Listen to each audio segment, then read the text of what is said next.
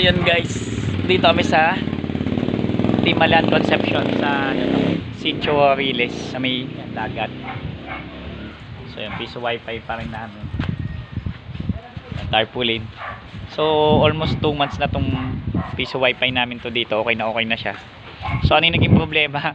Yung binahay ng langgam yung kanyang adapter, pati board binahay ng langgam. So yung shorted yung board, shorted yung ano, pati USB tulan na sira din, no? Pati USB tulan sira din gawa ng pagkaka-short. So yun, okay na. Ang laki ng gastos kasi board, USB tulan, tapos pati power adapter na antena sira din. So yun, puro sira na sila. Pero somehow okay na po dahil pinaltan na natin lahat.